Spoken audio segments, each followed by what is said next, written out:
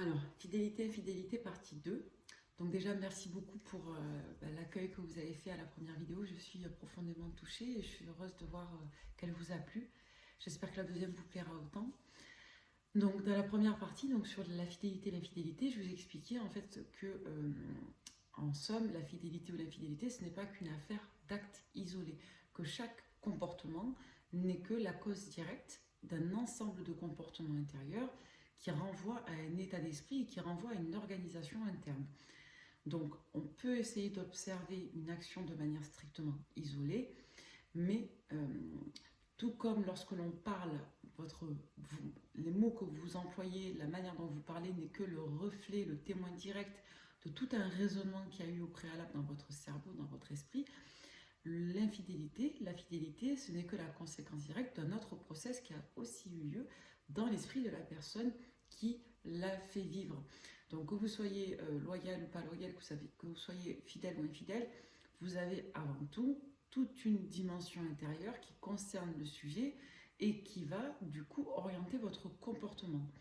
Voilà, selon que vous soyez fidèle ou infidèle, vous avez dans tous les cas un certain état d'esprit, un certain code moral, et je dirais un certain état d'être qui, du coup, oriente vos comportements.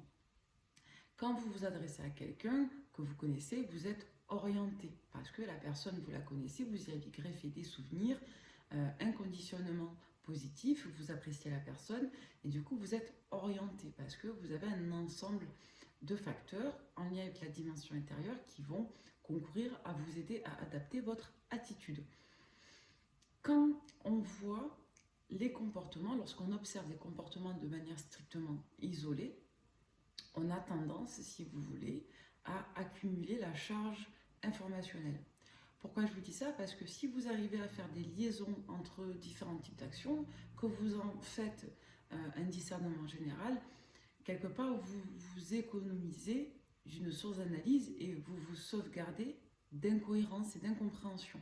Quand vous arrivez à faire sens sur la valeur d'un comportement et sa causalité, vous arrivez d'emblée à avoir une forme de prise de hauteur. Quand vous êtes dans la forêt, vous avez 10 arbres en face de vous, vous voyez 10 arbres. Quand vous vous élevez, vous voyez tout simplement un amas d'arbres. D'accord? Et vous avez compris que vous êtes dans une forêt. Si vous êtes face à 10 arbres et que vous n'avez pas de visibilité derrière, vous ne saurez pas ce qu'il y a derrière. À moins, bien entendu, de savoir où vous êtes, mais là c'est un cas de figure concret, c'est pour que vous ayez une image. Si vous êtes en face d'un mur, vous ne saurez pas que derrière ce mur, il y a une forêt. Si vous êtes en face d'un arbre, vous ne saurez pas ce qu'il y a derrière l'arbre s'il vous prend toute la vue. Si vous observez des éléments les uns à côté des autres et que vous ne les mettez pas en lien, vous n'arrivez pas à vous construire une vision globale d'une situation. Quand vous observez un acte déloyal, vous n'arrivez pas forcément, si vous l'observez seul, à quelque part l'intégrer en sens à l'intérieur de vous.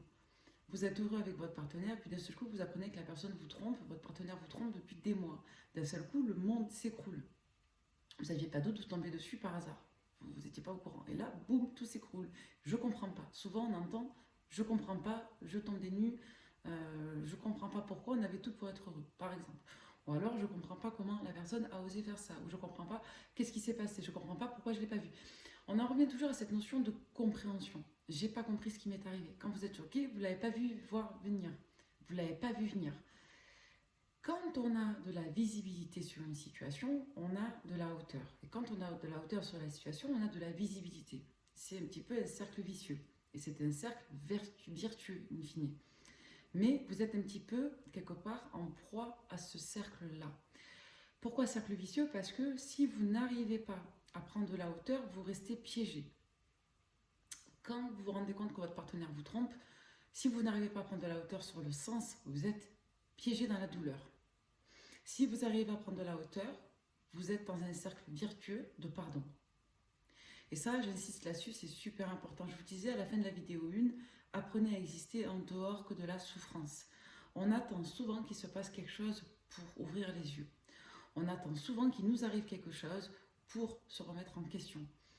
C'est important de prendre en considération sa dimension intérieure autant que sa dimension extérieure. C'est-à-dire que ce qui tue souvent les situations, que ce soit la vie de couple, que ce soit la vie de famille, que ce soit le travail, que ce soit un petit peu tout, même le corps, quand on se laisse aller physiquement. Pourquoi? Souvent, ce qui tue, je dirais, l'équilibre, c'est le fait qu'un aspect qui concourt au maintien de l'équilibre soit nié. Quand vous niez votre sphère intérieure, vous mettez à mal votre sphère extérieure. Ça veut dire en quelque sorte que si vous vous niez de l'intérieur, vous ne vous regardez plus, vous ne comptez plus sur votre intériorité, vous vous reposez sur votre sphère externe. Et c'est comme tout, si vous prenez une balance que vous mettez tout d'un côté, la balance, qu'est-ce qu'elle va faire? Elle va se déséquilibrer jusqu'à complètement se renverser. Et là, vous vous retrouvez le cerveau complètement latéralisé, le cerveau à l'envers. C'est toujours une affaire d'équilibre. C'est toujours une affaire, je dirais, d'osmose. On ne peut pas avoir de symétrie parfaite, elle n'existe pas la symétrie parfaite dans la nature. Ce qu'on peut faire, c'est avoir un petit peu d'équité. L'équité, c'est un ratio cohérent et satisfaisant entre plusieurs plans. Dans, je dirais, la blessure, souvent, il y a une forme d'inéquité du mal vis-à-vis du bien. C'est-à-dire que quand on est vraiment mal, le mal prend le pas. Quand vous souffrez vraiment, vous n'arrivez pas à sortir de la souffrance de manière rationnelle parce que la souffrance prend tout. Émotionnellement, ça devient débordant, ça prend tout. Quand on est en contre-coup émotionnel, on a du mal à être équitable à l'intérieur de soi. C'est-à-dire que votre part intérieure bienfaisante n'arrive plus à prendre le relais à votre part intérieure, alors je ne dirais pas malfaisante, mais oui, malfaisante en quelque sorte. Pas malveillante, mais malfaisante. Votre part qui ne vous aide pas à vous sentir mieux, qui ne vous fait pas du bien. Malfaisante. Et cette difficulté-là à équilibrer la sphère quand vous en avez besoin, elle vient du fait que vous n'arrivez pas à équilibrer la sphère quand vous n'en avez pas besoin. N'attendez pas de souffrir pour exister. Essayez d'avoir à cœur, ordinairement, quotidiennement, d'être en phase envers vous-même. Souvent, dans les infidélités, on dit qu'on ne peut pas. Je ne peux pas quitter ma partenaire pour la personne avec laquelle je flirte ou que j'aime, par exemple. Je ne peux pas arrêter, je ne peux pas démarrer, je ne peux pas partir maintenant, je ne peux pas... Bon, il y a toujours quelque part un frein. Et ce frein, il est toujours en lien avec l'extérieur. Et quand vous faites amener les personnes à mettre en avant le frein intérieur, elles n'arrivent pas réellement à l'expliquer, d'accord? Quand je vous parle d'emprise, par exemple dans les triangulaires, je ne vous dis pas que l'emprise c'est un état d'être magique. L'emprise c'est pas non plus quelque chose qui vous soustrait de l'amour. Attention, faites bien les liens dans les compréhensions. C'est pas parce que c'est blanc d'un côté que c'est forcément noir de l'autre. Une idée n'est pas forcément en contradiction avec une autre. Ce sont des éléments de complémentarité pour la compréhension. L'emprise, c'est quand vous avez une construction mentale qui vous empêche d'adhérer en pleine volonté à votre conscience et de faire dominer votre pleine volonté face à votre positionnement intérieur inconscient. En gros, vous avez un état d'être inconscient qui vous empêche, dans la conscience, de prendre des décisions. Ça n'a rien à voir avec l'amour. Comprenez bien, ça n'a strictement rien à voir avec l'amour. On peut ressentir le besoin de protéger quelqu'un sans l'aimer. Et ça peut choquer des personnes, mais c'est une réalité. On peut ressentir le besoin d'être protecteur uniquement par devoir, par conscience, ou même, je dirais, par automatisme. D'accord? Un médecin à l'hôpital, quand il vous soigne, il n'est pas forcément amoureux de vous. Un médecin à l'hôpital, quand il vous soigne, il ne vous aime pas particulièrement personnellement. C'est simplement qu'il est conditionné dans le cadre de son travail à le faire. Et il a signé une charte déontologique de profession qui vise à, peu importe le contexte, être dans une, je dirais, équité morale et incontextuelle de prise en charge de la personne. Donc un médecin, par définition, c'est quelqu'un qui n'est pas forcément sous emprise, mais qui adhère à un cadre moral qui vise à traiter toute personne de manière équitable. En revanche, je vous utilise cet exemple du docteur parce que le docteur, à défaut d'être sous emprise, il est sous conditionnement psychologique. C'est-à-dire que là, on n'est pas sur la sphère inconsciente, on est sur la sphère consciente. Dans le cadre des emprises, dites-vous que c'est un peu comme le médecin. Il y a 15 ans, 20 ans en arrière, il a signé un document et il sait qu'il va travailler toute sa vie pour ça. Il y a des personnes qui fonctionnent sous ce contrat-là intérieur. Mais c'est juste sur la sphère inconsciente. Je sais que ça peut paraître compliqué à comprendre, Mais quand vous construisez un amas de raisonnement et un amas, je dirais, de valeurs dans votre esprit autour d'une situation, d'une personne, et que tout ça s'est bien écrasé tout au fond de vous, et que vous n'en avez plus accès à la conscience, que vous avez mis ça dans un coin de votre tête, vous avez tendance à mobiliser un ensemble de comportements pour maintenir cette situation-là, et vous n'y avez plus accès par le biais de la conscience. Donc, on peut être sous emprise d'une personne qu'on aime, comme on peut être sous emprise d'une personne que l'on n'aime pas. D'accord? Et on peut, bizarrement, prioriser des personnes alors qu'on ne les aime pas. Parce que il faut admettre l'idée, parce que la vie n'est pas un Walt Disney, que parfois, on choisit ses partenaires non pas sur un registre d'amour, mais sur un registre de valeurs. C'est ce que j'expliquais dans mes vidéos. Parfois, il y a des individus pour qui l'amour n'est pas une essence prioritaire. Il y a des personnes qui vont aimer certains aspects de certains individus, mais il y a des personnes qui ne guident pas leur vie par l'amour. Il y a des personnes qui guident leur vie par les rôles, les devoirs, la conscience, etc., etc. Là, ça devient un peu compliqué à comprendre. Quand vous avez ce mode de fonctionnement-là à l'intérieur de vous qui n'est pas tout à fait équilibré et équitable, que vous surinvestissez une sphère et pas une autre, vous avez tendance du coup à moins solliciter les sphères non associées.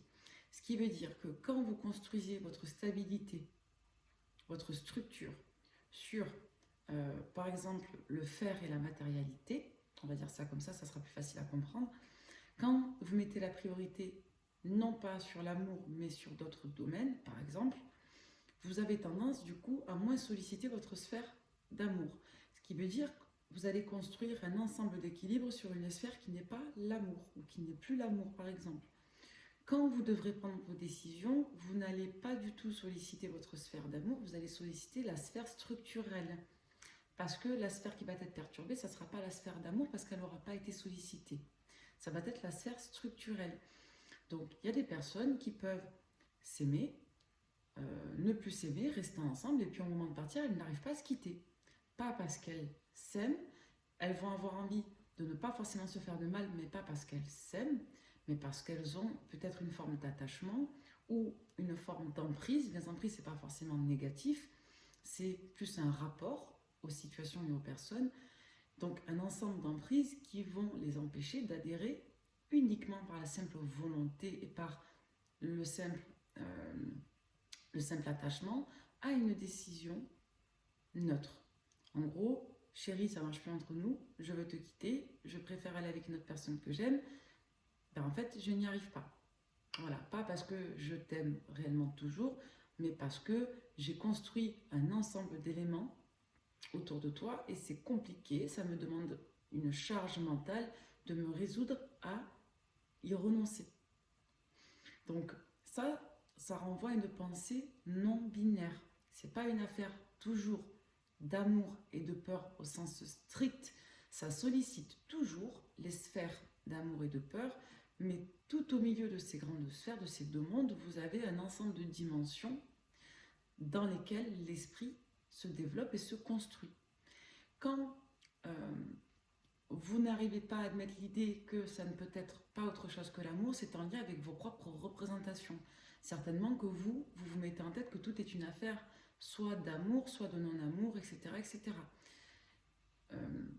C'est toujours une affaire de polarité et de passerelle entre les polarités.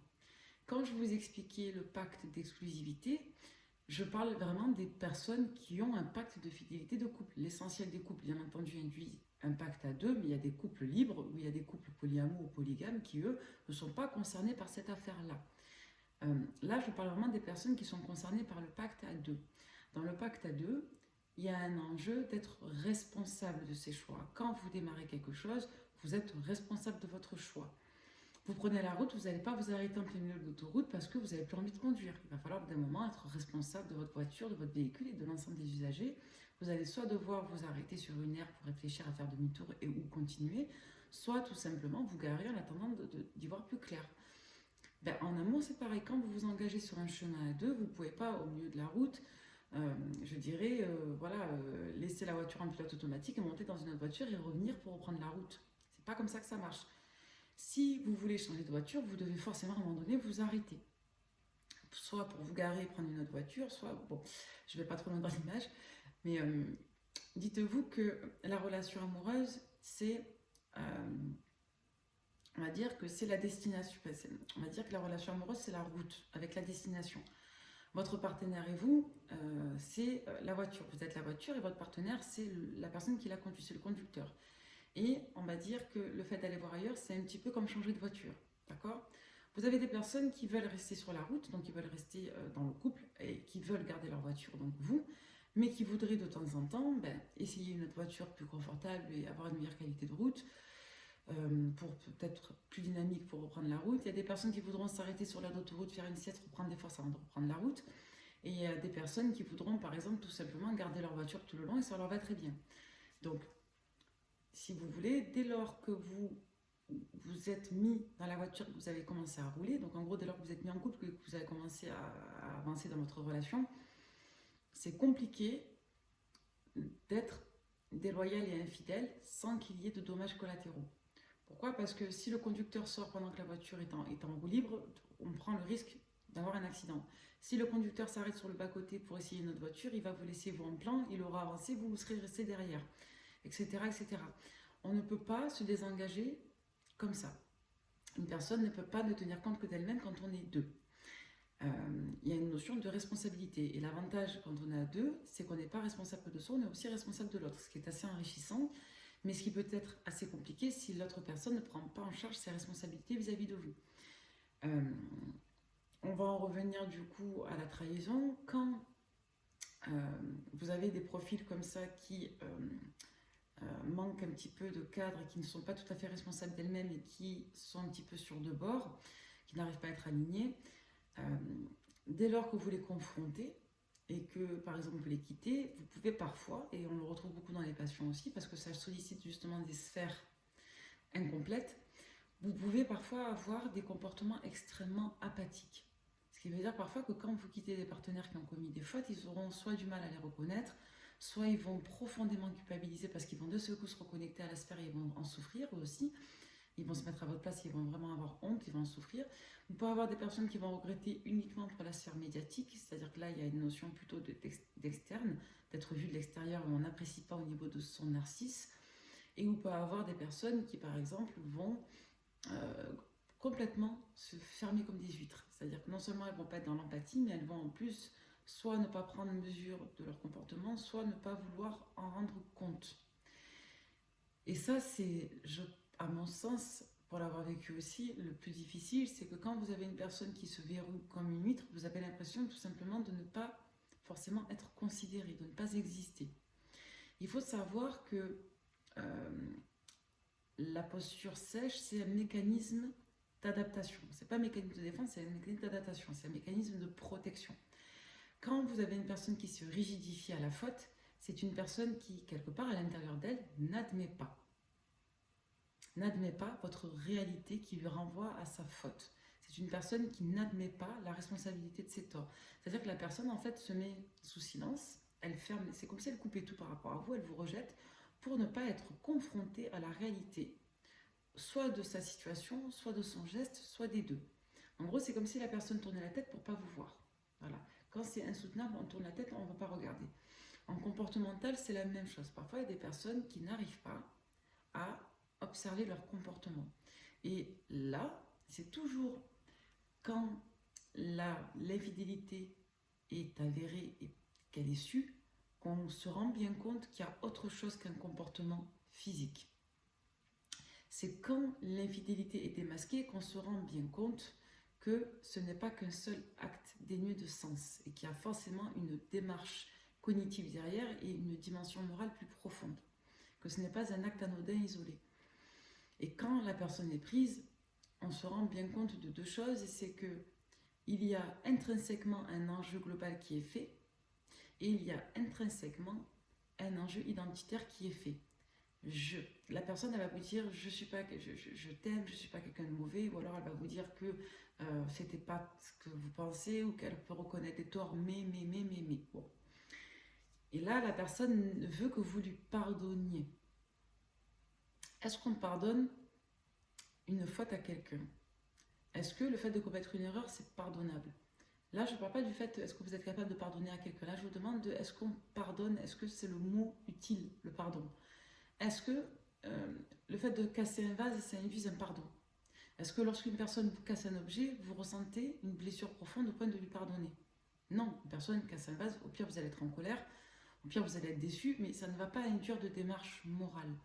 Le simple fait qu'une personne vous dise pardonne-moi, le pardon, ça renvoie à une conscience, à une démarche morale intérieure. Donc si la personne vous demande pardon, c'est qu'elle estime avoir commis et généré une offense. Donc ce n'est pas qu'une affaire physique. On ne pardonne pas une personne qui a développé pendant des mois une communication et une amitié amoureuse avec une femme, ou on ne pardonne pas une personne qui a couché avec une autre, comme on pardonnerait une personne qui aurait juste pris la main d'une autre femme par hasard dans la rue, ou alors une personne qui aurait pris la main à quelqu'un à une soirée et puis basta. On ne condamne pas de la même manière la dimension en fonction de la profondeur de la blessure qu'elle génère en nous et en fonction de la profondeur morale qu'on lui accorde. Y a des personnes qui vont considérer que coucher avec une inconnue c'est moins grave que de faire ami-ami avec quelqu'un pendant des mois. Il y a des personnes qui vont considérer que dès lors qu'il y a eu un passage à l'acte physique, c'est irrécupérable. Ça dépend des valeurs de chacun et ça dépend du couple. Je ne vous dis pas ici qu'il faut adhérer à tout de manière erratique, ça dépend des couples. Par contre, on est tous d'accord sur une chose en ce qui concerne la fidélité, c'est que dès lors que vous êtes contre l'engagement à deux, que vous créez un autre engagement avec une autre personne, et un engagement, c'est pas encore une fois que dans le faire, c'est dans la démarche. Quand vous vous engagez envers une autre personne à créer du lien, à créer de l'échange, à créer un secret vis-à-vis de votre partenaire duquel vous êtes déjà engagé, c'est comme si, quelque part, vous créiez une faille, une blessure chez l'autre. Une autre sphère que je voudrais aborder avec la fidélité et l'infidélité, c'est la sphère, je dirais, publique médiatique. Il y a un tabou sur l'infidélité et la fidélité, c'est-à-dire que tout le monde en parle, on sait qu'il y a beaucoup de personnes cocues autour de nous, ou beaucoup de personnes qui sont infidèles, pour autant, ce n'est pas forcément un argument et de dénonciation et un argument quelque part, je dirais, de condamnation. Un exemple qui va vous parler, si vous apprenez qu'une personne que vous côtoyez dans votre cercle amical est pédophile, excusez-moi le terme, qu'elle commet des actes cruels en fonction de vos valeurs, quelque chose d'inadmissible pour vous, vous n'aurez pas à cœur de rester ami avec cette personne. C'est-à-dire que si vous apprenez, je ne sais pas moi, que votre voisin qui est serial killer, qu'il aime les enfants, enfin, des trucs immondes et ignobles, imaginez le pire. Si vous apprenez qu'une personne de votre cercle amical et social commet quelque chose d'impensable et d'intolérable au niveau moral pour vous, vous allez vous détourner de cette personne. Ne me dites pas non, c'est pas vrai. Si vous apprenez qu'une personne commet l'irréparable, vous allez forcément avoir une prise de recul. Vous pouvez être dans des énergies de compassion si vous êtes extrêmement altruiste, mais vous serez rare. D'accord ? Vous êtes rare. Là, je parle vraiment de la majorité. Eh bien, quand on apprend que, par exemple, dans un couple d'amis ou dans l'entourage, qu'une personne est infidèle à une autre, on a rarement envie soit de la dénoncer, soit de lui tourner le dos. Quand vous apprenez que vos amis sont infidèles, en général, vous n'allez pas pour autant leur tourner le dos. Vous allez peut-être déçu, mais vous n'aurez pas forcément une atteinte morale profonde. Et ça, c'est en lien souvent avec le fait qu'on considère le couple surtout à travers ce qu'il fait et à travers ce qu'il vit. Et pas forcément à travers son identité réelle. Vous savez, on me dit souvent 1 plus 1 égale 3. En fait, le couple, c'est une personne qui crée une entité à deux.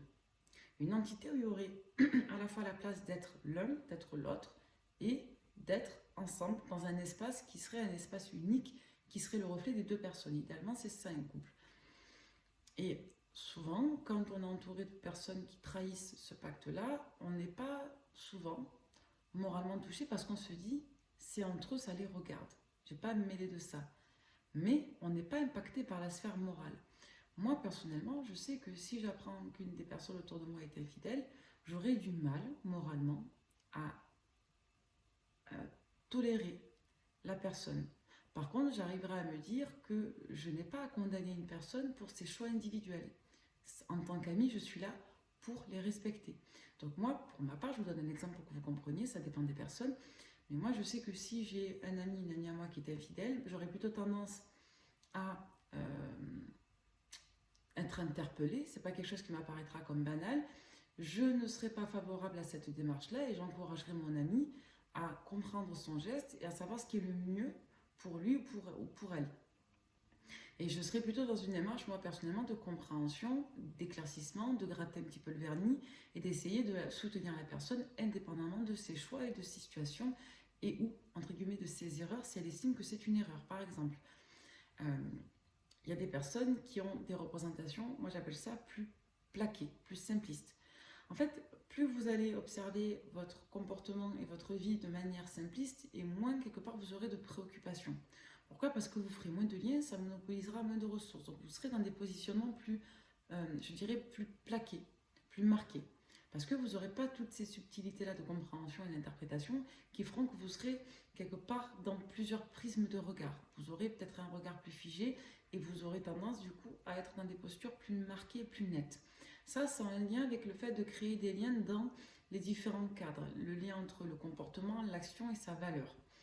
Donc plus vous allez créer de liens entre un comportement, sa sphère profonde et la valeur qu'il renvoie, et plus vous aurez de regards différents parce que vous apprendrez à observer une situation sur des prismes plus complexes et plus nombreux et plus différents. D'accord? Donc ça va complexifier votre regard et donc votre pensée. Et quand vous êtes dans une relation de couple et que vous n'avez pas cette dimension-là profonde de votre couple, vous avez tendance à l'observer sur un prisme réduit. Vous observez votre partenaire sur ce que vous partagez avec lui, sur ce que vous vivez, sur ce que vous voyez. Mais si vous ne prenez pas de temps en temps de hauteur et que vous n'essayez pas d'observer votre situation sur un prisme divergent, différent, ou même connivant mais extérieur, vous aurez tendance à avoir un regard, on en revient à l'exemple de la forêt, vous verrez la forêt qu'à travers les arbres qui seront en face de vous. Vous aurez moins de visibilité, vous aurez plus de détails, donc vous poserez votre attention sur plus de détails, mais vous aurez moins de visibilité globale. Si vous vous relevez, vous verrez la forêt de rond, vous verrez que c'est une grande forêt ou pas, vous verrez l'étendue de l'espace, mais vous n'aurez pas accès à tous les détails. Comment je pourrais dire ça? Quand vous avez, je dirais, une feuille devant les yeux, que vous regardez la feuille et vous ne concentrez plus votre attention sur ce qu'il y a autour, vous essayez de lire le texte.